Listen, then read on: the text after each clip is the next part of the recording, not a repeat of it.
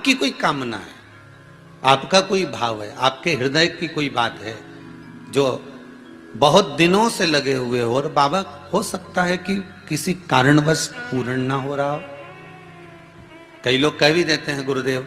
कोई कोई कहते हैं, जैसे आज कोई कह रही थी बच्ची की मैंने शिव महापुराण में पशुपति व्रत सुना और उसको करा, उसका लाभ मुझे मिला। मेरे पति ने भी करा, उसका भी लाभ मुझे मिला।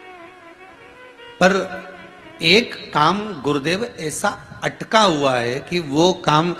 हम करना चाह रहे हैं, व्रत भी कर लिया, अनुष्ठान भी कर लिया, पर फिर भी वो व्रत के कारणवश भी वो कार्य नहीं हो रहा। तो समझना कि कोई कार्य बड़ा भारी होगा और बाबा उसको कर नहीं रहा है, या कोई काम अटक रहा है। तो हमने पहले भी कहा, ये बीच की जो पत्ती है ये देव अधिदेव महादेव है, ये ब्रह्मा, ये विष्णु है। इन दोनों पत्ती के मिलन से लेकर इस पत्ती के बीच की जो डंडी है, ये नीचे की डंडी का वर्णन नहीं कर रहे हैं, इन दोनों पत्तियों के बीच में जो डंडी है बची हुई,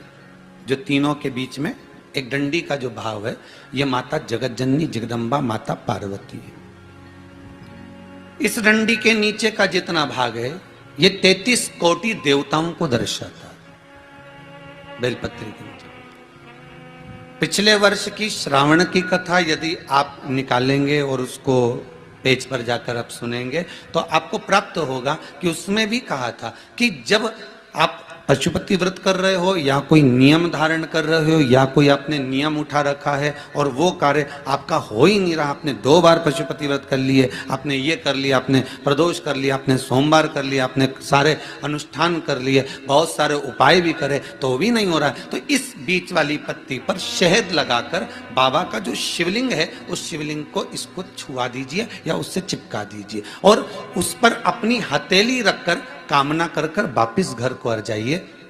बाबा आपकी वो मुराद शीघ्र 3 महीने के अंदर पूरा कर ही देता है। ये पक्का।